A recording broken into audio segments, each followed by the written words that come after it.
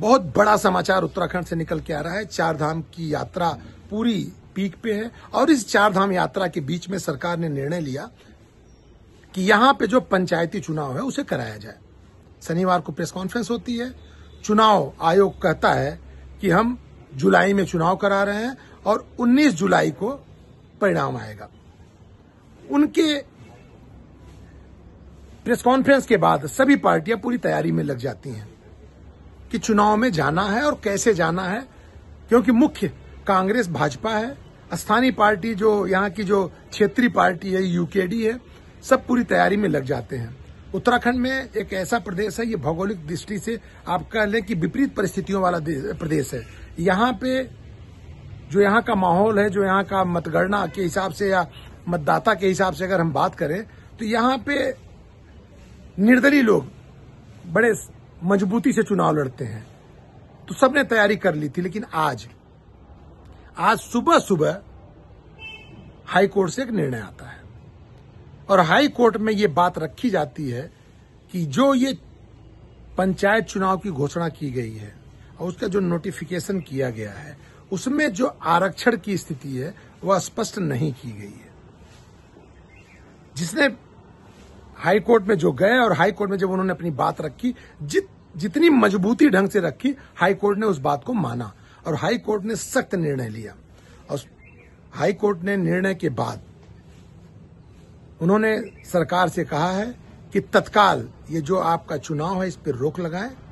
मतलब उसको कहा जा सकता है एक आम जन की भाषा में कि पंचायत चुनाव पे स्टे लग गया है।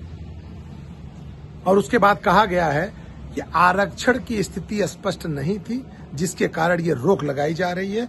आप आरक्षण की स्थिति को स्पष्ट करें और आरक्षण की स्थिति को स्पष्ट करके कोर्ट को बताएं, तब पुनः चुनाव होगा। लेकिन दूसरा पक्ष इस निर्णय को आने के बाद सरकार भी एक्शन में आती है।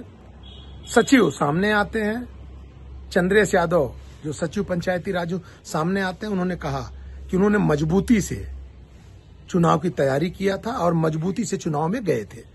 सरकार हर पक्षों को बड़ी मजबूती से और निर्णायक की स्थिति में, मतलब आप ये कह सकते हैं कि अंतिम निर्णय जब हो गया, जब तैयारी हो गई, तब वो चुनाव में गए थे, ऐसा उन्होंने कहा। और उन्होंने कहा कि हम इतनी तैयारी से थे, सब चीजों का हमने समीक्षा किया था, सब चीजों पे चर्चा की थी, उसके बाद हम चुनाव में गए थे। और अगर हाई कोर्ट ने रोक लगाई है तो हम अपना पक्ष रखेंगे और चुनाव समय से कराने का प्रयास करेंगे। अब ये तो समय बताएगा कि सरकार कितनी मजबूती से अपना पक्ष रखती है और हाई कोर्ट उस पक्ष को कितनी जिम्मेदारी पूर्वक ये मानती है कि इन्होंने उस बात का जवाब दिया जिसके कारण आज रोक लगाई गई। चुनाव कब होगा ये तो भविष्य के गर्त में है, लेकिन असमंजस की स्थिति जरूर पैदा हो गई है।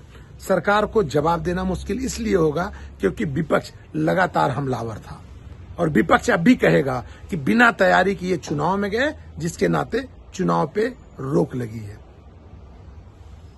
आज अभी हाईकोर्ट ने अपना निर्णय दिया है। अब ये देखते हैं कि आने वाले समय में सरकार अपना पक्ष कैसे रखती है और चुनाव कैसे कराती है। धन्यवाद। देखते रहिए इंडिया न्यूज।